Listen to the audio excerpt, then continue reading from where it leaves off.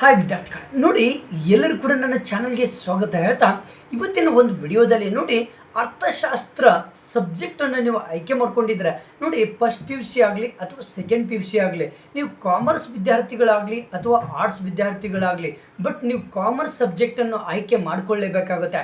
ಹಾಗಾದರೆ ಇವತ್ತಿನ ಒಂದು ವಿಡಿಯೋದಲ್ಲಿ ಅರ್ಥಶಾಸ್ತ್ರದಲ್ಲಿ ಸುಲಭವಾಗಿ ನೀವು ಪಾಸ್ ಆಗಬೇಕು ಅಂದರೆ, ಸುಲಭವಾಗಿ ನೀವು 80ಗೆ 75 ಮಾರ್ಕ್ಸ್ ಮೇಲೆ ತೆಗೆದುಕೊಳ್ಬೇಕು ಅಂದರೆ, ಹಾಗಾದರೆ ಟೋಟಲ್ ಅಧ್ಯಾಯಗಳಲ್ಲಿ ಯಾವ ಅಧ್ಯಾಯಗಳನ್ನು ಪರ್ಫೆಕ್ಟಾಗಿ ನೀವು ಟಾರ್ಗೆಟ್ ಮಾಡಿ ಓದಬೇಕು ಅನ್ನೋದು ಕೂಡ ಇಲ್ಲಿ ಹೇಳ್ತೇನೆ. ಹಾಗಾದರೆ ಎಷ್ಟು ಅಧ್ಯಾಯಗಳಿದ್ದಾವೆ, ಭಾಗ 1ನಲ್ಲಿ ಎಷ್ಟಿದ್ದಾವೆ, ಭಾಗ 2ದಲ್ಲಿ ಎಷ್ಟು ಅಧ್ಯಾಯಗಳಿದ್ದಾವೆ ಅನ್ನೋದು ಕೂಡ ಸಂಪೂರ್ಣವಾದ ಮಾಹಿತಿಯನ್ನು ಕೊಡ್ತೇನೆ.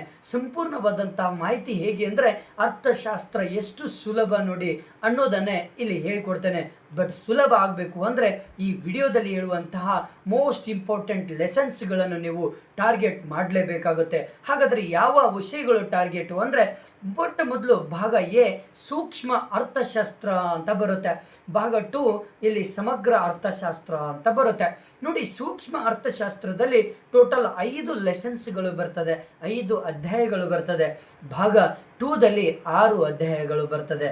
ಟೋಟಲ್ ಆಗಿ 11 ಅಧ್ಯಾಯಗಳನ್ನು ಒಳಗೊಂಡಂತಹ ಈ ಅರ್ಥಶಾಸ್ತ್ರ. ಹಾಗಾದರೆ ಈ ಅರ್ಥಶಾಸ್ತ್ರದಲ್ಲಿ 75 ಮೇಲೆ ನೀವು ತೆಗೆದುಕೊಳ್ಬೇಕು ಅಂದರೆ ಮೊದಲು ಭಾಗ 1ನಲ್ಲಿ ಬರುವಂತಹ ಮೋಸ್ಟ್ ಇಂಪಾರ್ಟೆಂಟ್ 2ನೇ ಲೆಸನ್ ಅಂದರೆ ಅನುಭೋಗಿಯ ವರ್ತನೆಯ ಸಿದ್ಧಾಂತ, 2ನೇ ಅಧ್ಯಾಯವನ್ನು ನೀವು ಪರ್ಫೆಕ್ಟಾಗಿ ನೀವು ಸ್ಟಡಿ ಮಾಡ್ಕೊಳ್ಬೇಕಾಗತ್ತೆ.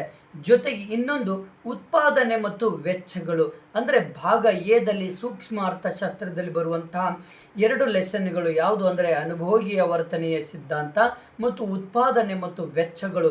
ಈ 2 ಲೆಸನ್ಸ್ಗಳನ್ನು ನೀವು ಟಾರ್ಗೆಟ್ ಮಾಡಿ ನೀವು ಸ್ಟಡಿ ಮಾಡಿಬಿಟ್ರೆ ನೀವು ಆರಾಮಾಗಿ ನೀವು ಮಾರ್ಕ್ಸನ್ನು ತೆಗೆದುಕೊಳ್ಬೋದು. ಜೊತೆಗೆ ಇಲ್ಲಿ ಭಾಗ ಬಿದಲ್ಲಿ ಸಮಗ್ರ ಅರ್ಥಶಾಸ್ತ್ರ ಪರಿಚಯದಲ್ಲಿ ಇಲ್ಲಿಯೂ ಕೂಡ 2 ಅಧ್ಯಾಯಗಳಲ್ಲಿ ಇರುವಂಥ ಮೋಸ್ಟ್ ಇಂಪಾರ್ಟೆಂಟ್ ಮಾರ್ಕ್ಸ್ 2 ಆಗುತ್ತೆ. ಒಂದು ರಾಷ್ಟ್ರೀಯ ವರಮಾನ ಲೆಕ್ಕಾಚಾರ, ರಾಷ್ಟ್ರೀಯ ವರಮಾನ ಲೆಕ್ಕಾಚಾರದಲ್ಲಿ ಜೊತೆಗೆ ಹಣ ಮತ್ತು ಬ್ಯಾಂಕಿಂಗ್, ಈ 2 ಲೆಸನ್ಸ್ಗಳು ಅಲ್ಲಿ 2 ಮತ್ತು 3 ಮತ್ತು ಇಲ್ಲಿ 2 ಮತ್ತು 3 ಅಂದರೆ ಭಾಗ 1ನಲ್ಲಿ 2ನೇ ಅಧ್ಯಾಯ ಮತ್ತು 3ನೇ ಅಧ್ಯಾಯ, ಭಾಗ 2ದಲ್ಲಿ 2ನೇ ಅಧ್ಯಾಯ ಮತ್ತು 3ನೇ ಅಧ್ಯಾಯ.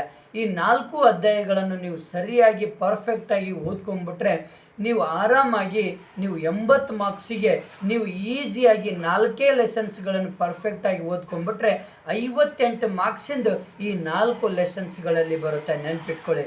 Okay, thank you friends. ನಿಮ್ಮ ಫ್ರೆಂಡ್ಸಿಗೆ ಶೇರ್ ಮಾಡಿ, ಹಾಗೆ ನನ್ನ ಚಾನಲ್ ಸಬ್ಸ್ಕ್ರೈಬ್